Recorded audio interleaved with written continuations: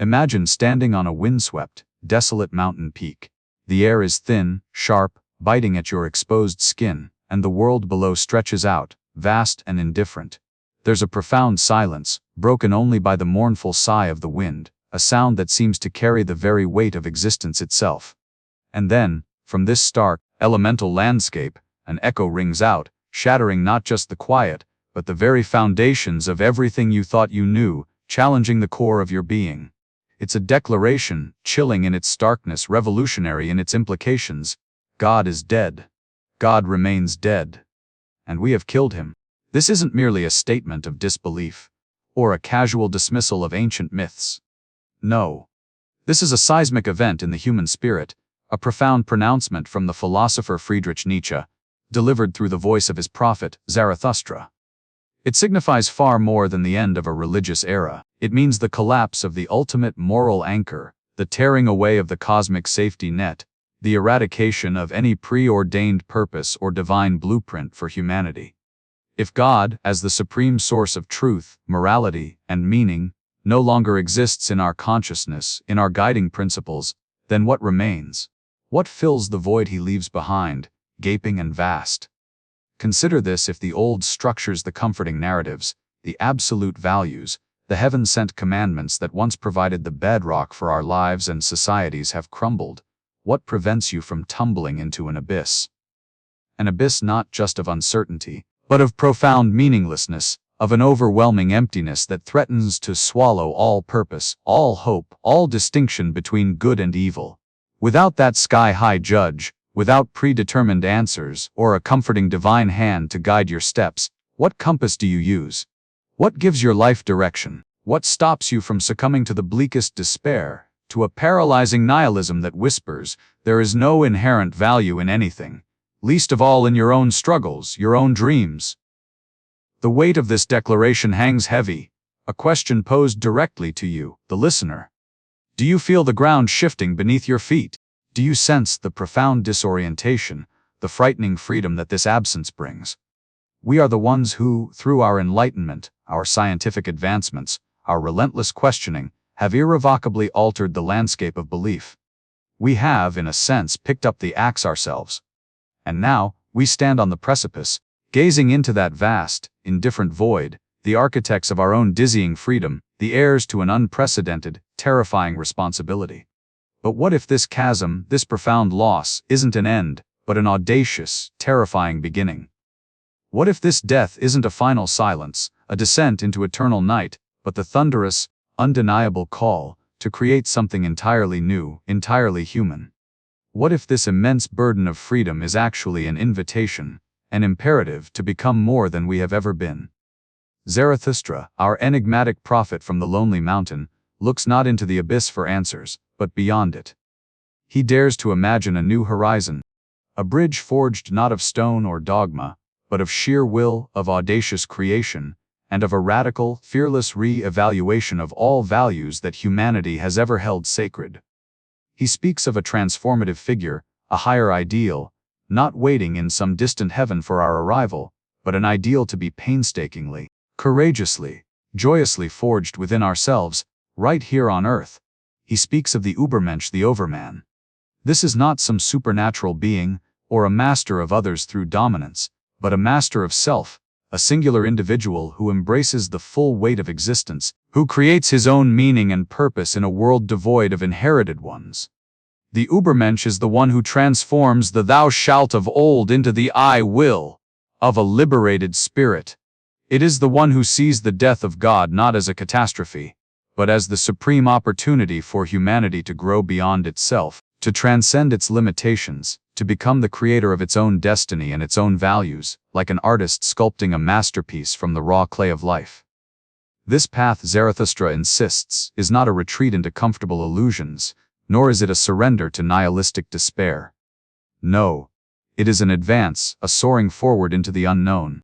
It is the courageous embrace of our freedom, our terrifying, glorious responsibility. To strive for the Übermensch, to become this self-overcoming being, is the only way forward, the only way to fill the void created by the collapse of old gods, not with another comforting deity, but with the boundless, self-generating potential of humanity itself. This is the profound journey that awaits us, a journey into the heart of what it means to be human in a post-divine world. Are you ready to hear its call? Welcome. You are about to embark on a journey into one of philosophy's most challenging and rewarding texts, Thus Spake Zarathustra, a book for all and none by Friedrich Wilhelm Nietzsche. Even its title hints at the profound paradox contained within these pages. A work seemingly intended for everyone, yet only truly understood by a select few, those ready to confront its radical truths. Nietzsche himself presented Zarathustra not as a conventional prophet delivering divine revelation, but as a teacher, a seeker, a disruptor of established thought. Picture him descending from 10 years of solitude in the mountains, filled with wisdom and a powerful message, ready to share it with humanity. Yet he is also a figure who challenges and provokes, forcing us to reconsider our deepest values and assumptions. He is not here to offer comfort, but to inspire a profound, often uncomfortable, process of self-discovery and transformation. He speaks in parables, poems, and declarations, not to lay down dogma, but to awaken the spirit of inquiry within each listener. His journey is one of giving, but also of radical solitude and overcoming.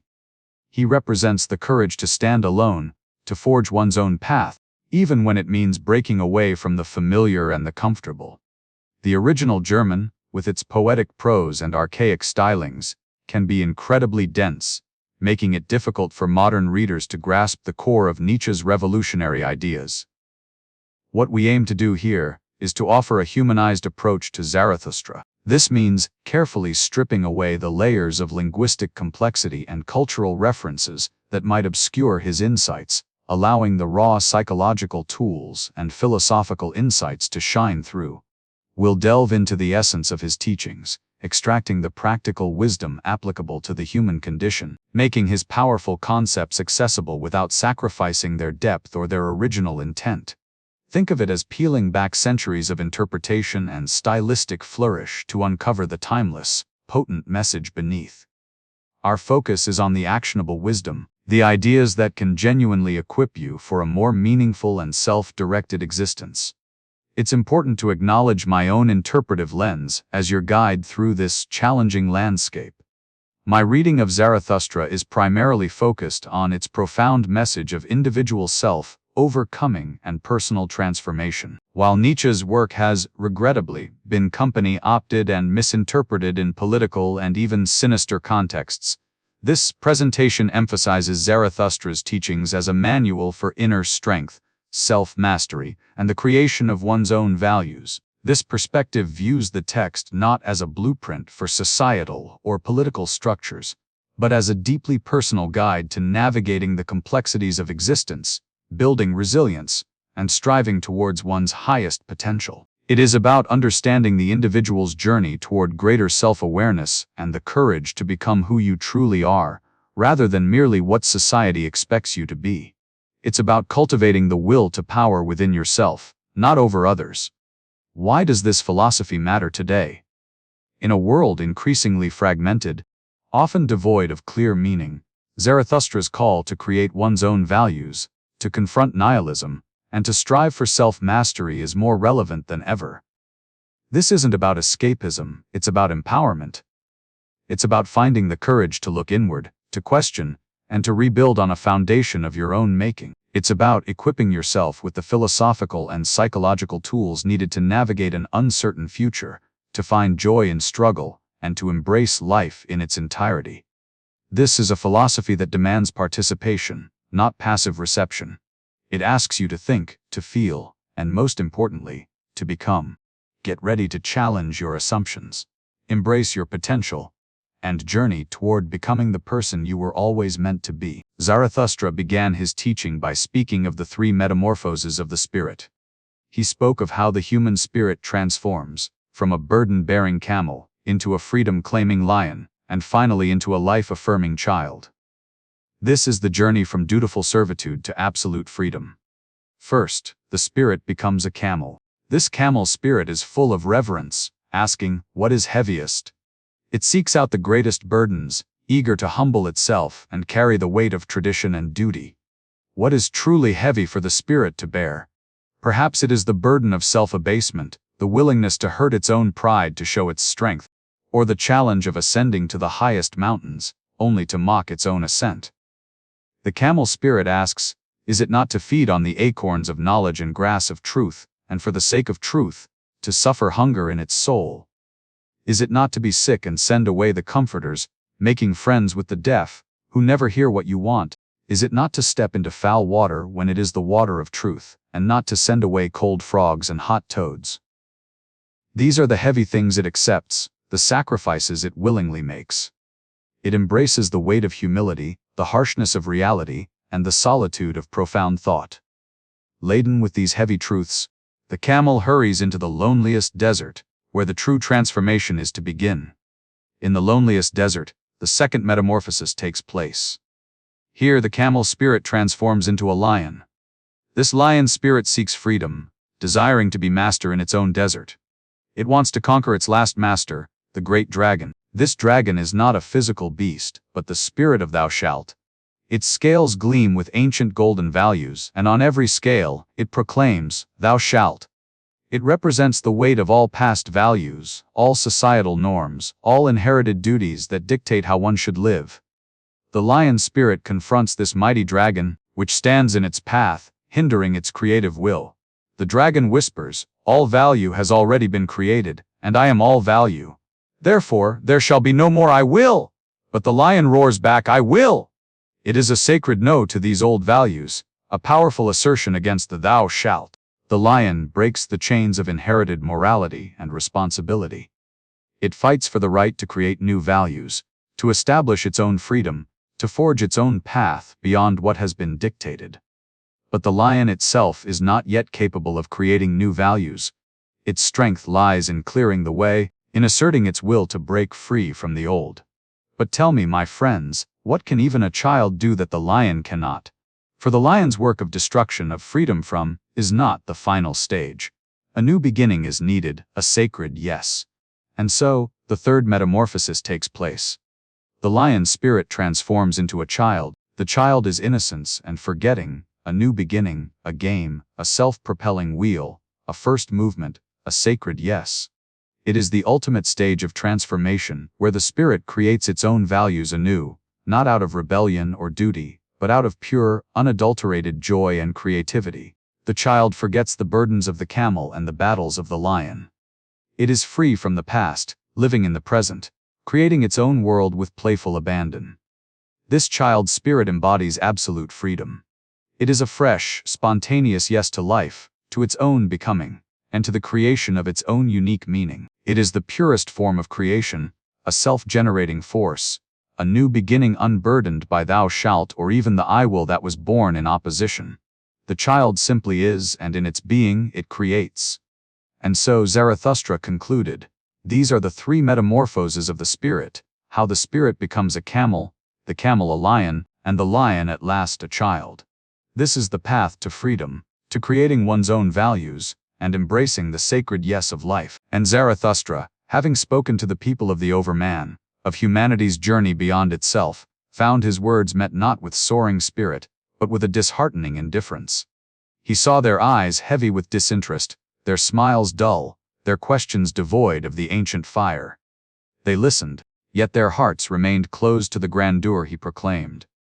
They sought not to transcend but to merely comfortably exist. This, Zarathustra realized with a profound sorrow, was the spirit of the last man, the chilling antithesis of all he championed. The last man, he explained, is the most contemptible creature, for he represents the ultimate failure of human potential, the desolate end point of all striving. He is the one who has diligently made everything small, who has found a shallow contentment in pervasive mediocrity, and who prioritizes security above all else. Imagine a future where humanity has skillfully tamed every wild impulse, smoothed away every jagged edge of challenge, and eradicated every risk that once fueled growth. That, my listener, is the world the last man inhabits, a world meticulously engineered for comfort, and utterly devoid of genuine struggle or profound distinction. His happiness is a quiet, unassuming thing, a pervasive, bland warmth that fiercely prioritizes safety over any pursuit of meaning. He blinks contentedly, asking, with a dismissive air, "What is love? What is creation? What is yearning? What is a star?" And he answers these profound, existential questions with a shrug, a complacent smile, and the belief that all such grand pursuits are not only unnecessary, but potentially dangerous to his tranquil existence. He has his little pleasure for the day, and his little pleasure for the night, and values his predictable health above all else. He has, in his own estimation, discovered happiness a placid state where ambition is a forgotten relic and striving is viewed as a foolish, bothersome disturbance. He sees no need for a shepherd, for all are equals, and all desire the same quiet, effortless life. He fears nothing, for in his world, there is nothing left to truly fear. He desires nothing beyond simple, immediate comfort. All are equal in his eyes, for all are equally small, equally tamed, and equally content within their self-imposed limitations. He scoffs openly at those who still dare to dream of greatness, who still seek to create values that extend beyond mere survival and bodily ease. To him, such aspirations are nothing but a sickness, an unnecessary fever of the spirit, a perilous deviation from the path of uniform contentment. He proclaims, with a self-satisfied smirk, "We have invented happiness," and by that he means the absence of all pain, all challenge, all profound elevation, all true meaning. Now, consider for a moment, listener, whether this pervasive shadow of the last man touches your own life. Do you find yourself, perhaps unconsciously, prioritizing comfort over a deeper, more challenging meaning? Are you seeking security at the expense of genuine growth? Are you settling for a tranquil existence, perhaps mistaking it for true fulfillment, when a profound, inspiring calling echoes within you, urging you towards something more? Are you, in your own unique way, blinking at the vast, terrifying, yet magnificent possibilities of human striving? Are you content with merely being warm and safe, rather than daring to ignite your spirit and burn brightly with purpose and the courage to become something greater? Zarathustra's challenge is profound, forcing us to look inward and ask with brutal honesty, am I still striving, or have I, too, begun to blink? Zarathustra, observing the bustling marketplace, felt a deep disquiet. He saw the incessant movement, heard the clamor of voices, and understood the potent danger that lurked within such public spaces for those who sought higher truths and genuine self-mastery. It was here, amidst the ceaseless activity, the endless buying and selling of trivialities, that he felt compelled to offer a solemn warning to anyone striving for true creation, for authentic self-overcoming. He spoke of the profound folly of casting one's deepest thoughts and most profound insights into the midst of the common crowd. For in the marketplace, he declared, all greatness becomes merely a spectacle, a cheap commodity, a subject for the idle chatter of many superficial tongues. Those who choose to live for the public, who ceaselessly chase the fleeting applause of the masses, inevitably dilute their very essence. They become performers, mere actors in a shallow play, rather than true creators of enduring value. The herd, he explained, understands only what can be easily consumed, what fits neatly into their pre-existing, comfortable notions. They desire entertainment, not enlightenment, convenient agreement, not challenging truth. And so, the true seeker must vigilantly guard against this seductive temptation to present their fragile inner world to a world that can only ever truly see its most superficial layer. Your truth, your unique vision, your evolving self, is not meant for the braying, undiscriminating market. He then drew a sharp, crucial distinction between the genuine artist or philosopher and the mere actor. The actor, Zarathustra pointed out, is one who borrows masks, who plays a role, who mimics without truly being. Their power lies not in authenticity, but in their ability to reflect back to the crowd, precisely what the crowd wishes to see or hear. They thrive on imitation and superficiality, their entire existence defined by external validation, by the ever-changing whims of public opinion. A true creator, however, springs from their own deep, internal wellspring. Their work is an authentic outpouring of their very being. They do not seek to please, but rather to manifest. Their greatness is intrinsic, not derived from the fickle adulation of others. Their words are not hollow echoes, but original thunder, born of solitude and conviction. The market, unfortunately, often celebrates the actor, for the actor is agreeable, easily understood, and rarely challenges the comfortable illusions of the many. The true creator, by contrast, is often misunderstood, even reviled, precisely because they offer something genuinely new, something unsettlingly profound. Therefore, Zarathustra urged, understand the vital, life-preserving importance of solitude. It is in this quiet refuge, away from the incessant clamor and the judging, envious eyes of the flies of the marketplace, that one's spirit can truly flourish and solidify its strength. These flies, he described, are the small-minded, the envious, the gossips, those who, consciously or unconsciously, seek to diminish anything greater than themselves. They sting, not always with outright malice, but with their incessant buzzing, their trivial judgments, their inability to grasp depth, their constant, draining need for attention. They peck tirelessly at the grand vision, trying to reduce it to their own meager, common scale. To protect your burgeoning greatness, your evolving self, you must wisely withdraw, at times, from this incessant assault. It is in your chosen isolation that you solidify your convictions, nurture your unique perspective, and grow beyond the reach of those who would only pull you down to their level. Do not let the small, petty stings of small minds define your path or derail your sacred journey. Preserve your inner sanctuary, for it is there that your highest self is forged, untainted by the fleeting, often toxic, opinions of the crowd. Let your spirit soar beyond the crowded marketplace, to the lonely, challenging heights where true creation dwells and flourishes. Thus, Zarathustra concluded his powerful warning, imploring his listeners to choose their audiences wisely, to protect their inner world fiercely, and to never allow the transient approval or disapproval of the many to dictate the profound trajectory of their lives.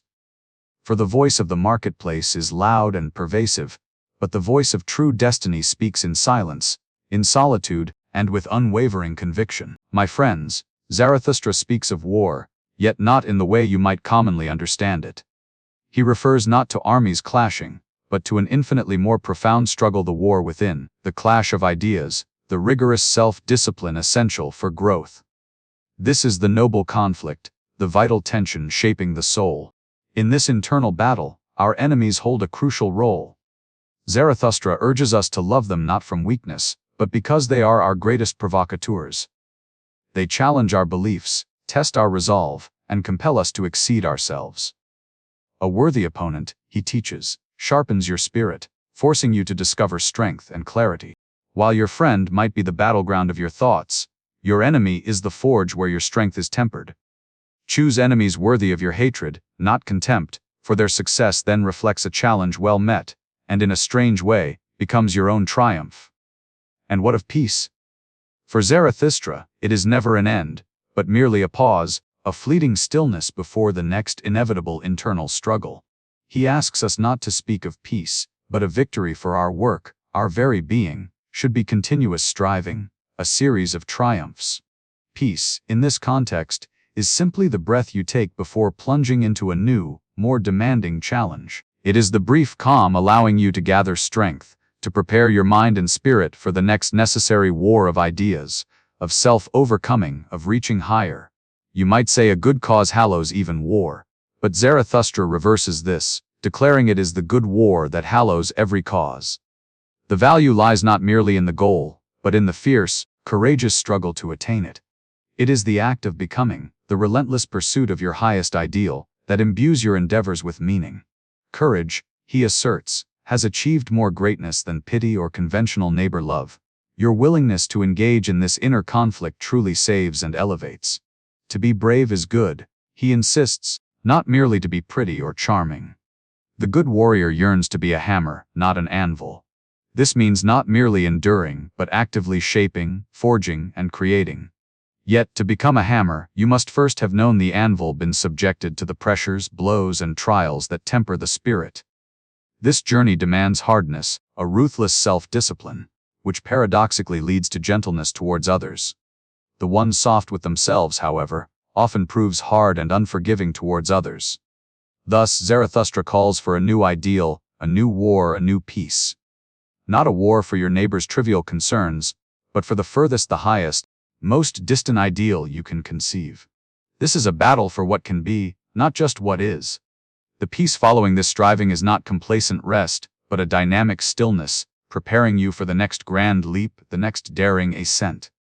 Your path is never finished, your rest never absolute, for the good war itself provides the foundation for genuine, brief moments of peace, moments that illuminate your next step and refresh you for the continuing journey. Welcome back, listeners. In our previous discussions, we've explored the lonely heights of Zarathustra's quest for the Overman and the challenging path of self-overcoming. Now, let us turn our gaze from the solitary peaks to the complex valleys of human connection, examining a crucial distinction Zarathustra draws between two fundamental types of relationships, the neighbor and the friend. This distinction is vital for anyone seeking to rise above mediocrity and cultivate a life of true purpose and strength. Zarathustra urges us to scrutinize the way we often approach those closest to us. He critiques the common concept of the neighbor, not merely as the person living next door, but as a symbolic figure representing a particular mode of relating. To Zarathustra, the neighbor is often a convenient excuse to avoid facing our own solitude and the demanding task of self-improvement. We embrace the neighbor out of pity, out of a desire for comfort, or perhaps to simply have someone to complain to. We seek them not to be elevated, but to be consoled, to be understood without truly being challenged. Consider the love of the neighbor. Is it truly love, or is it a projection of our own discomfort? Zarathustra suggests it's often a disguised form of self-love, a way to alleviate our own suffering by focusing on someone else's. We extend charity or sympathy, and in doing so, we feel good about ourselves, affirming our own goodness without actually having to confront our own deeper dissatisfactions. This kind of relationship can become a comfortable trap, preventing both individuals from striving for anything higher. It's a relationship born of shared weakness, where both parties seek solace rather than strength, a haven from the challenging journey of self-creation. But what then is the alternative? If we are to grow, if we are to strive towards the Overman, our relationships must serve a different, more demanding purpose. Here, Zarathustra introduces the profound concept of the friend. Unlike the neighbor, the friend is not someone we use for comfort or pity. Instead, the friend is an arrow, a challenge, a beautiful enemy who demands our absolute best. The friend, in Zarathustra's vision, is not a soothing balm but a sharp goad. They are the mirror reflecting not just who you are, but who you could be, your highest potential. A true friend points you towards the path of the Overman, even if it means discomfort, even if it means pain. They are an obstacle to your self-satisfaction, a force that compels you to overcome yourself, again and again. You offer your friend not your pity, but your striving, not your comfort, but your demanding love. This kind of friendship is rare and arduous. It requires a harsh love, a love that is willing to see the other stumble, to make mistakes, to suffer, if that suffering leads to growth. It's a love that does not wish to keep the friend small or dependent, but rather desires their ultimate independence and strength. Zarathustra famously says, "One should not have a friend who is not an enigma to one." This means a friend should always hold a certain mystery, a depth that inspires you to explore and understand, just as they should be inspired by you. They are not merely an extension of yourself but a separate, distinct being whose journey elevates your own. To truly love a friend is to love their potential, their farthest self, the Overman within them. This means being willing to be both their greatest joy and their most formidable enemy. It means speaking the uncomfortable truth, pushing them when they falter, and demanding their excellence, just as they demand it of you. You must be prepared to sacrifice your comfort, and indeed, your very self, for the sake of their becoming, knowing that they will do the same for you. Ultimately, Zarathustra teaches us that true friendship is a shared act of creation. It is a relationship built on mutual elevation, where both individuals are continually striving upwards, inspiring each other to reach new heights. It is a love that rejects the sentimentality of pity and embraces the rigor of self-overcoming, paving the way for the emergence of the Overman within both friend and self. This demanding, challenging, yet profoundly enriching bond is the only true form of connection that can propel us forward on the lonely and glorious path of human greatness. One day Zarathustra witnessed a pale criminal being brought forth, surrounded by those ready to judge him. "A man of death," the people whispered, and the executioner stood waiting. But Zarathustra, observing the man closely, perceived something far deeper than just the surface of his crime. He saw the struggle of a soul, a hidden story beneath the pallor and the deed itself. This criminal, Zarathustra mused, had yearned for a great deed, something significant that would give him a name. He desired perhaps even a new kind of sin, to stand out, to assert himself. Yet, what he managed was a clumsy, poor performance. His act lacked the true strength and will he sought. He had acted out of a profound contempt for his fellow men, a desperate attempt to break free from their norms. Yet, in his heart, he still felt pity for himself, seeing himself as one who had wronged himself, not just society. His act was a kind of self-torment, a despairing lunge at significance, born from a spirit that wanted to soar, but ended up entangled in its own limitations. Judges and sacrificers, Zarathustra reflected, it is not the individual man who truly kills, it is a spirit. You, the judges, do not personally commit murder, yet you embody the very spirit that takes life. To merely see the pale criminal is not yet to understand his deed. For the deed itself is a spirit, even paler, more haunting than the man who committed it.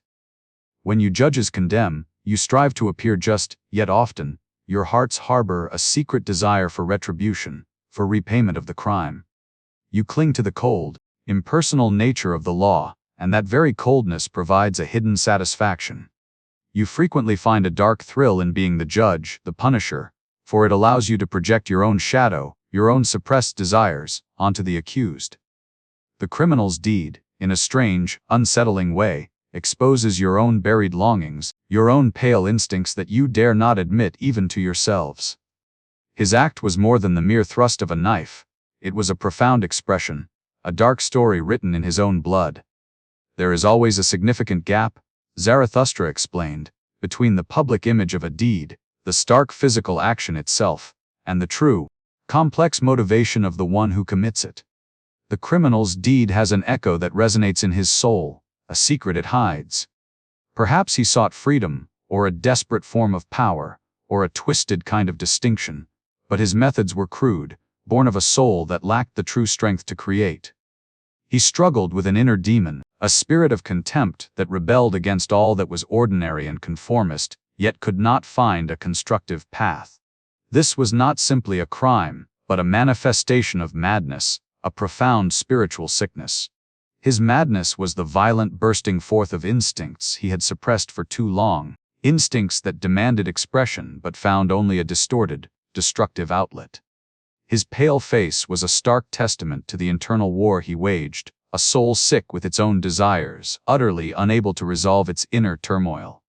He was tormented by a fire within, a consuming need that could not find a healthy, creative release, and so it erupted in violence. His deepest thought was a bitter, "Angry I am," directed against a world he felt rejected him. He was a man who, unable to create his own values, sought to destroy those of others, believing that such destruction would somehow validate his desperate existence. This internal struggle, this inability to shape his own will creatively, turned inward, festering until it broke out in a desperate, violent act. He was a soul that wanted to fly beyond the law, yet remained tragically trapped by his own limitations, a prisoner of his own unfulfilled and twisted desires. The act was his despairing cry for significance, a distorted echo of a will that yearned to be something more. True justice, Zarathustra declared, does not merely punish, it strives to understand. And if there is to be any genuine healing for such a tormented soul, perhaps it lies in bringing an end to its profound suffering. The executioner, in this provocative sense, becomes a grim kind of healer for the pale criminal, providing a final release from a life consumed by inner conflict and unexpressed rage. For the man who created no new values, whose only desire was to escape and destroy, his fate ultimately mirrors his inner emptiness. It is a harsh truth, but one Zarathustra believed essential. Society, in its rigid judgments, often fails to see the profound human struggle that underlies such deeds. It judges the deed, but not the desperation of the doer, not the madness born of suppressed instincts and unfulfilled wills. And in doing so, it condemns without truly comprehending the complex human heart. Here Zarathustra tells of his encounter with those he calls the tarantulas. He walked among them, listening closely to their fervent words, and recognized their true venomous nature. These were the preachers of equality, whose every utterance spoke of virtue, of justice, yet beneath their eloquent phrases, a deep resentment festered, a hidden malice awaiting its moment to strike, like a tarantula's secret sting. They spoke incessantly of justice, but what Zarathustra perceived they truly craved was not fairness, but revenge. They championed equality, not from genuine compassion, but from a profound, burning envy directed towards anyone who had achieved more, who had risen above. Their demand for equality was, in essence, a veiled demand to drag down the higher to the level of the lower, to flatten every unique peak, to fill every rich valley of human existence until all was uniformly dull. It was their grim way of leveling all distinction and excellence. "Let us be equal," they proclaimed. Yet, Zarathustra understood that deep within their hearts, a sinister whisper echoed, "Let us crush all those who dare to stand taller than us." They called their hidden malice the will to justice, portraying themselves as righteous avengers. But Zarathustra saw through this deception. Their virtue was merely a disguise for their deep-seated envy. They harbored a secret will to punish, an insatiable desire to inflict pain on those whose happiness or perceived superiority they simply could not tolerate. They found a dark pleasure in judging and condemning, in pointing fingers and declaring others guilty, all under the guise of upholding a moral order. This will to punish was, to Zarathustra, their most potent and dangerous weapon. It was a dark, twisting force within them, a need to see others humbled, even if it meant destroying potential greatness. They presented themselves as the champions of the oppressed. Yet their true, unspoken aim was to oppress excellence itself, to prevent anyone from truly rising. They felt a deep, visceral aversion to anything that surpassed them, seeing it as a personal affront, a direct challenge to their own mediocrity. But Zarathustra reminds us of a fundamental truth: life itself does not preach equality. Life, in its very essence, inherently seeks to overcome itself, to grow, to differentiate. It is a will to power, a ceaseless, creative drive towards more, towards distinction, towards constantly creating new values and new forms of existence. This natural, vital striving leads inevitably to hierarchy, to difference, to the emergence of the strong and the weak, the creators and the followers. True justice, then, is not about leveling everything into a dreary, lifeless sameness. Instead, Zarathustra argues, it is about acknowledging and affirming this inherent striving, this powerful will to ascend, to become more. The tarantulas, with their dark fangs and hidden, venomous sting, poisoned the very wells of life by tirelessly promoting a false and destructive ideal. They cunningly sought to make those who strived for greatness feel profoundly guilty, casting insidious shadows of suspicion upon every noble ambition.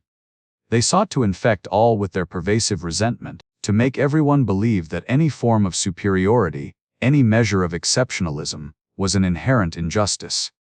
Zarathustra issues a solemn warning: be acutely wary of these preachers of equality. Their words may sound appealing, brimming with the promise of fairness, but their underlying motive is undeniably destructive. They do not wish to build up, but to tear down. They do not celebrate life in its magnificent, varied forms, but seek instead to reduce it to a dull, spiritless average, devoid of passion and aspiration. True freedom, Zarathustra concludes, lies not in being equal to all others, but in the courageous act of becoming what one truly is, in embracing one's own unique will to power, and vigorously pursuing the path of self-overcoming, regardless of the envious, venomous cries of the tarantulas. Hear me, my friends, for I speak to you of my arch-enemy, the very spirit that seeks to bind and weigh down all life. I speak of the spirit of gravity. This is my devil, my true foe, the force that makes all things heavy and solemn, pulling you always back to the earth, stifling the breath of your spirit. This spirit whispers burdens into your ear, turning every joy into a duty, every possibility into a problem. It insists that life is a matter of serious striving, of carrying heavy loads, of enduring. It is the spirit that says thou shalt, rather than inviting you to create, to discover, to soar. It makes even the most beautiful truths feel like chains, binding you to tradition, to the past, to what is rather than what can be. Indeed, The spirit of gravity revels in seriousness, in a certain kind of profound thoroughness that seeks to make everything weighty, immutable, and therefore, ultimately, lifeless. It is the oppressive weight of what has been, trying to crush what could be. But I, Zarathustra, teach you something different. I teach you the virtue of lightness. For what is more divine than to dance, to laugh, to fly, to be free of the earthly weight that holds you down? This is not a superficial frivolity, but a profound liberation of the soul, a joyful defiance against the downward pull. Look to the dancer, my friends, who with every movement defies gravity, whose body expresses the sheer joy of overcoming, of transcending the mundane. Listen to the laughter of children, unburdened by the world's seriousness, finding delight in every moment, living in an innocent yes to life. This, I tell you, is the path to freedom, the path away from the spirit of gravity, a way to become as a child again, fresh and unladen. I myself have learned to walk, and since then I have let myself run. I have learned to fly, and since then I no longer need to be pushed from a spot to move. Now I am light, now I fly, now I see myself beneath myself, now there dances a God within me. This path of lightness, of self-overcoming, is open to all who dare to embrace it. To truly fly, you must first learn to walk on your own feet, to stand firm in your own being, to find your unique rhythm. But then, my friends, you must learn to leap over yourselves, to transcend your perceived limitations, to dance above the very things that once weighed you down. This requires a certain holy daring, a playful contempt for all that wishes to make you small, serious, and static.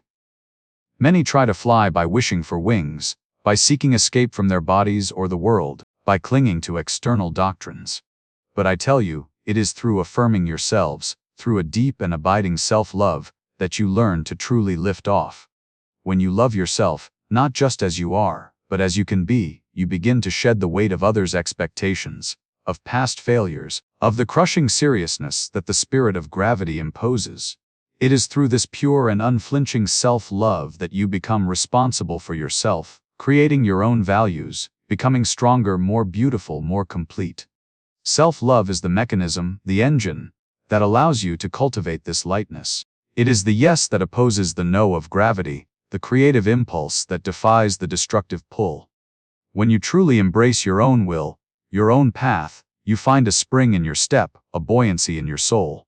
You discover that life is not just a burden to be carried, a problem to be solved, but a dance to be performed, a flight to be undertaken, a magnificent creation of your own making. Therefore, embrace laughter, embrace dancing, embrace the soaring spirit within you. Do not let the heavy hand of seriousness crush your spirit, making a desert of your soul. Overcome this arch enemy, the spirit of gravity, not by fighting it head-on with more seriousness, but by becoming lighter than it, by outflying it. Dare to be light, dare to be playful, dare to be free.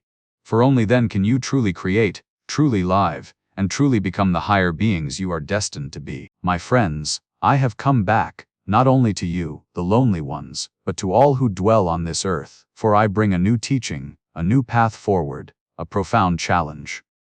I see you are still holding on to the old words I spoke, the old truths I once carved onto my tablets.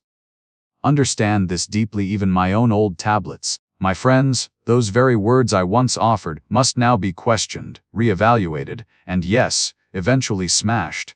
For to truly ascend, to reach your highest potential, you must not cling even to my past wisdom, but instead become active creators yourselves, forging your own destiny, your own values. Behold, the time has come to grasp a fundamental truth: good and evil are not eternal, unchanging laws sent from some distant, immutable heavens above. No, they are profoundly human creations, born from our deepest instincts, our struggles for survival, our desires for meaning, and our inherent will to overcome and transcend. Every people, every civilization throughout history, created its own good and its own evil. It did not discover these values pre-existing in the world, nor did they simply fall upon them like a divine voice from on high. It was man, through his suffering and his striving, who put values on things, who gave meaning to existence, all to preserve himself and to push towards something greater, something yet unborn within him. And now, I teach you this most profound and liberating truth: the era for merely finding values, for accepting them passively from others or from the past, is utterly over. The time for creating is upon us, demanding your full engagement, your deepest courage. Truly, humanity must become the conscious, deliberate author of its own good and its own evil. This, and nothing less, is the very essence of its will to power, its magnificent and terrifying yearning for self-overcoming. This is the path to becoming truly human, truly free. This monumental task, my friends, will demand your highest, most unwavering courage. It will mean standing utterly alone, free from the comforting shadows of all gods and the rigid dictates of ancient tables. It means daring to decree your own law, to carve your own meaning into the very fabric of reality. To name your good, to define your evil, not from ancient texts, not from the whispering voices of priests, nor from the unquestioned traditions of your ancestors, but from the deepest, most authentic, most untamed depths of your own will. This freedom, I warn you, will be terrifying.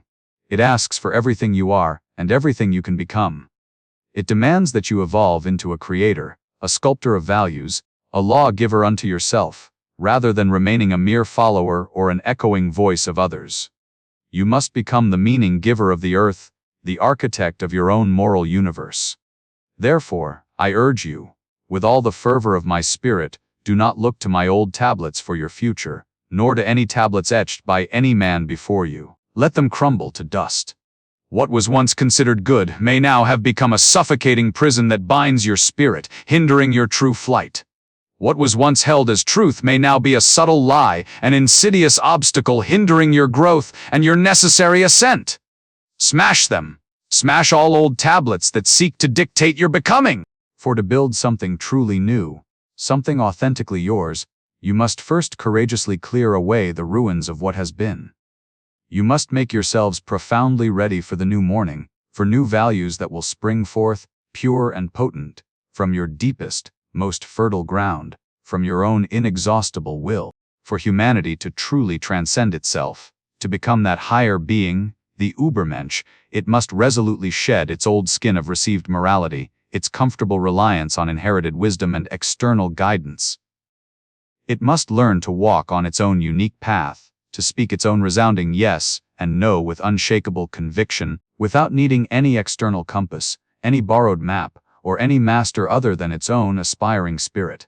This, and this alone, is the arduous yet glorious path to true creation, to profound freedom and to the eternal, overflowing joy of self-overcoming and perpetual becoming. The weight of the dwarf on my shoulders grew heavier with each step, his mocking words a constant drone in my ear. We climbed higher, through the desolate twilight, until we reached a gateway. It stood stark against the fading light, its arch emblazoned with a single word moment. "Look at this gateway, dwarf," I said, my voice cutting through the silence. "It has two faces. Two paths converge here, and no one has ever journeyed to their true end. This long lane stretches backward into an eternity of the past, and that other long lane reaches forward into another eternity of the future." I paused, grappling with the profound mystery of it. "Do you believe, dwarf, that these two paths contradict each other? Or that they will eternally repel each other?" I pressed, searching for an answer to a question that gnawed at my very soul. The dwarf scoffed, his scornful laugh echoing in the stillness. "Everything straight lies," he spat. He pointed to the gateway the moment. "All truth is crooked, time itself is a circle. Do you not see, Zarathustra, that these two paths are destined to meet again? That everything which can walk must walk this path once more?" His words, though simplistic, were a crude echo of a terrible thought that had begun to take root within me. This thought, this heaviest philosophical burden, was like a silent tormentor. It was the question of eternal recurrence. What if everything that has ever been, and ever will be, must return? Not just something similar, but this exact same life, with all its joys and sorrows, its triumphs and failures, returning again and again, for all eternity. The air grew heavy with the unspoken weight of this question. I saw a vision then, a scene that burned itself into my mind and has haunted my waking hours ever since. It was a terrifying riddle, a parable of the heaviest thought. I saw a young shepherd, writhing, choking, his face contorted in agony. A thick, black snake, heavy and repulsive, had crawled into his throat and sunk its fangs deep. The shepherd tugged, but could not dislodge it. He strained, but the snake held fast. His face was black with suffocation, and a chilling horror spread across it. I too pulled at the snake, but in vain. Then, a voice from deep within me cried out, "Bite! Bite its head off!" It was a desperate plea, a command to overcome the horror, to affirm life even in its most grotesque and suffocating form. The shepherd, hearing my cry, bit with all his might. He bit off the snake's head, spitting it far away. And then, he stood up, no longer a shepherd, no longer a man, but transfigured. A radiant being, laughing with a joy I had never heard before, a laughter that was not human. This was the vision, the riddle that presented itself to me. The snake in the throat, the suffocation, the desperate act of biting off its head, it is the struggle with this very thought, this heaviest burden, the eternal return of the same. Would you, if faced with this life, every moment of it, repeating endlessly, bite the head off the snake? Would you overcome the revulsion, the horror, the weariness, and affirm it all? This thought experiment, though presented here as a riddle and a vision, is the ultimate test of life affirmation. If you were to embrace this idea, to truly desire that every single moment, every pain, every joy, every insignificance, should recur infinitely, then you would have truly said yes to life.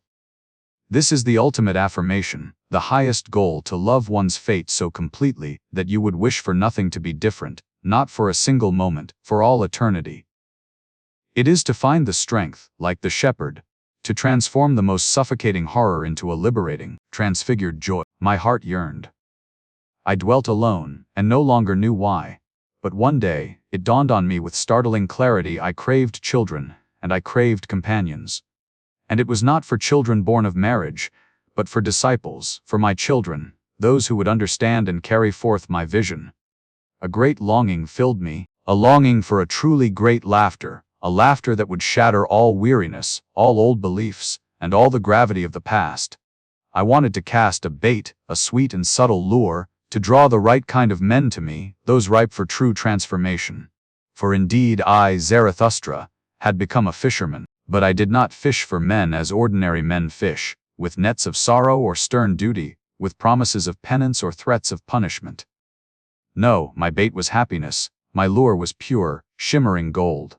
I called out to those whom I had long sought, the higher men, the restless spirits, the seekers of new values. I offered them the honey of my wisdom, the overflowing joy of my spirit, the golden fruits of my solitude. For what else could truly lure them out of their hidden caves and their deep, secret pains, but the irresistible promise of a lighter, freer existence, a life vibrant with new meaning? I did not wish to snatch them away, but to entice them, to draw them forth by the sheer delight of a life yet to be lived, a future full of affirmation. And so, my net was cast into the depths where these peculiar souls dwelt. And what did I catch? I caught fragments, not whole beings. I caught pieces scattered and tormented, each carrying a heavy burden.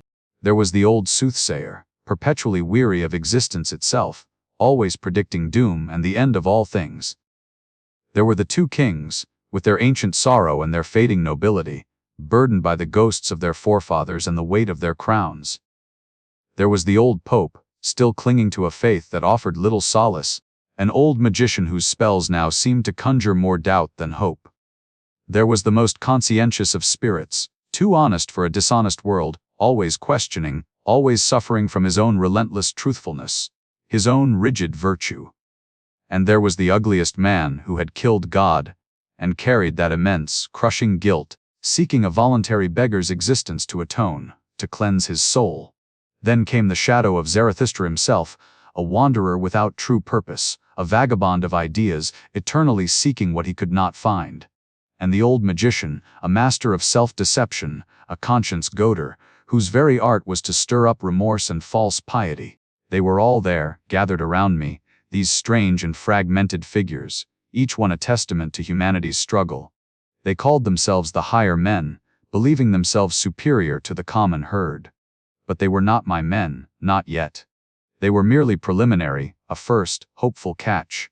I saw them for what they truly were, incomplete, still burdened by their pasts, by their wounds, by their half-truths and unresolved contradictions. They possessed greatness, yes, a glimmer of the Overman, a potential for transformation, but they were not yet free. They clung desperately to their gravity, their solemnity, their old sorrows, unable to shed the weight of what had been. And it was then, as I watched them, as I observed their interactions and their silent suffering, that a profound realization struck me with the force of lightning. What was missing from these higher men? What was the ultimate test they truly failed?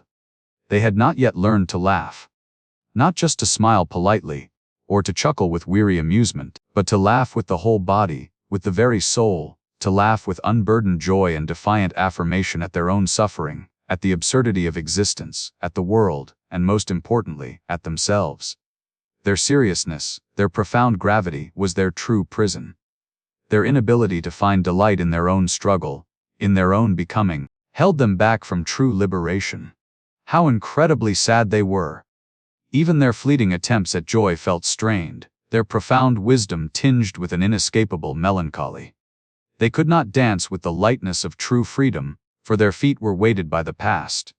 And I knew then what my final lesson must be, what my true honey offering was ultimately meant to achieve.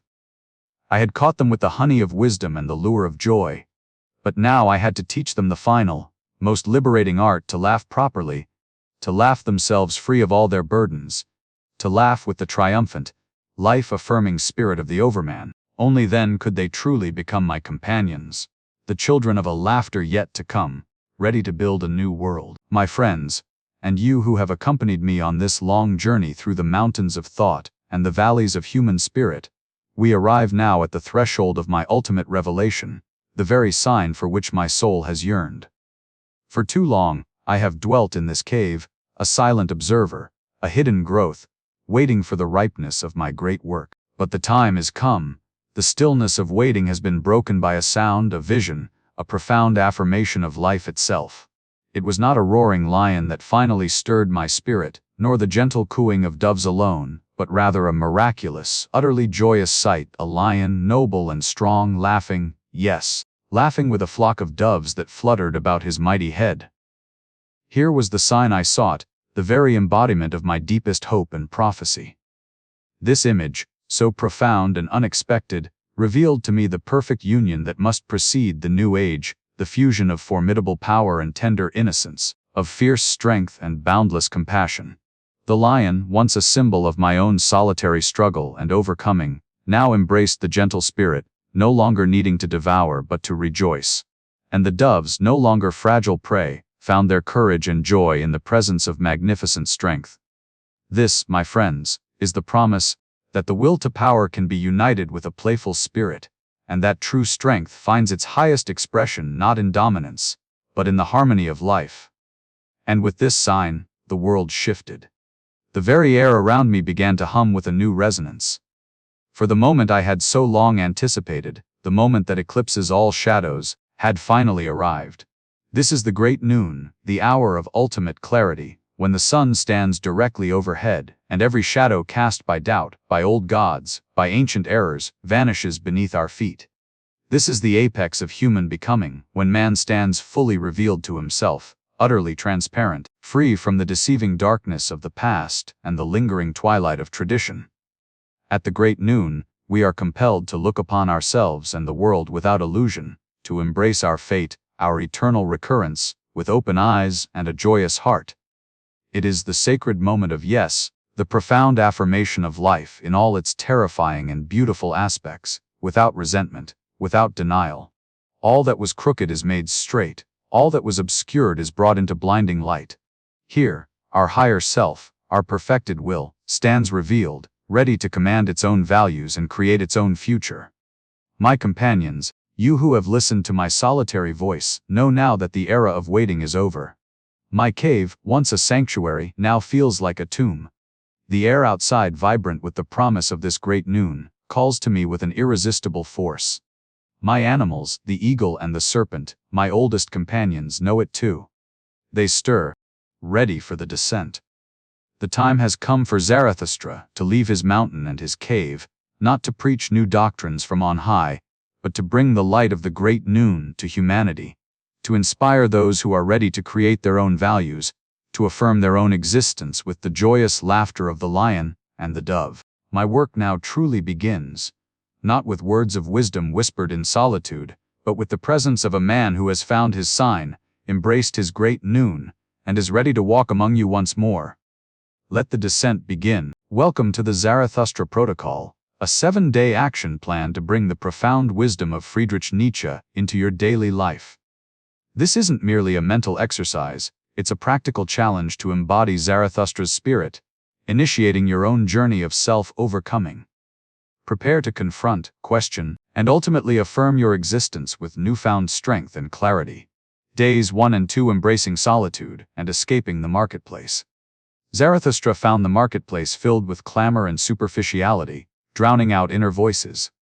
Today, our digital realm acts as this marketplace. Social media, with its constant stream of opinions and curated lives, pulling us from our authentic selves. For these 2 days, your challenge is to disconnect completely from this digital marketplace. No scrolling, no liking, no commenting, no incessant checking. This isn't about isolating, but creating intentional space of profound solitude where you can truly hear your own thoughts, desires, and truths, free from external noise and comparison. Use this time to observe your mind, journal, walk in nature, or simply sit in quiet contemplation. What thoughts surface when distractions subside? What genuine insights arise? Rediscover the wisdom true solitude offers. Days 3 and 4 Unleashing the Lion. Nietzsche spoke of the spirit's 3 metamorphoses, from camel burden bearer, to lion destroyer of old values, to child creator of new ones. For the next 2 days, tap into the lion within you, roaring "I will" against the "thou shalt" of tradition and convention. We are all bound by countless "thou shalt" rules, unspoken laws, societal expectations, habits we follow blindly, often without questioning their relevance. Your challenge is to identify one such "thou shalt" rule you've been following out of habit, fear, or external pressure, rather than genuine conviction. Perhaps a career path, a social expectation, or a personal routine. Once identified, consciously, deliberately, assert your "I will" against it. This isn't necessarily radical rebellion, but a powerful internal shift, claiming ownership and deciding for yourself. If the "thou shalt" is always saying yes, your "I will" might be setting a healthy boundary. Feel the strength of declaring your own sovereignty, reclaiming your power to define your values. Days 5 and 6 The Honesty of the Friend. Zarathustra valued the true friend, not just a companion, but a mirror, a challenger, a fellow traveler on the path of self-overcoming. Such a friend offers bracing truth, even if uncomfortable, to help you become your highest self. For these 2 days, cultivate this profound honesty. Identify one trusted friend, colleague, or peer with whom you share a significant ambition or mutual goal. Your challenge: engage in a brutally honest conversation. Openly discuss your shared aspirations. Offer genuinely candid feedback about their approach, strengths, and blind spots, always for mutual growth. In return, be prepared to receive equally direct and honest feedback about yourself. This isn't criticism, it's about clarity, accountability, and stripping away illusions that hinder progress. Approach with an open heart and resilient spirit. True friendship, in Nietzsche's view, is a crucible for growth. This exercise forges stronger bonds and clearer paths through courageous truth-telling. Day 7 The Affirmation of Amar Fati. On this final day, we embrace Amar Fati, love of fate. This isn't passive resignation, but an active, joyous embrace of everything in your life, triumphs and adversities. It's understanding that every event, setback, pain, or mistake has been a necessary ingredient in creating who you are today. Your challenge: reflect on your biggest regret. Instead of dwelling on what if, practice embracing this past event with Amar Fati. See it not as a flaw, but an indispensable thread in your existence. Actively will it to have happened, recognizing it shaped you, taught you, strengthened you, leading you to this moment. Whisper to yourself, this happened, and I love that it happened, for it made me who I am. This profound acceptance is the ultimate affirmation of life, allowing you to move forward not despite your past, but because of it, with a full, unburdened heart. Conclusion: you have now journeyed through the Zarathustra Protocol, confronting the marketplace, unleashing your inner lion, forging honest friendships, and embracing your fate. May these 7 days mark not an end, but a powerful new beginning in your ongoing journey of self-overcoming and creating your highest self.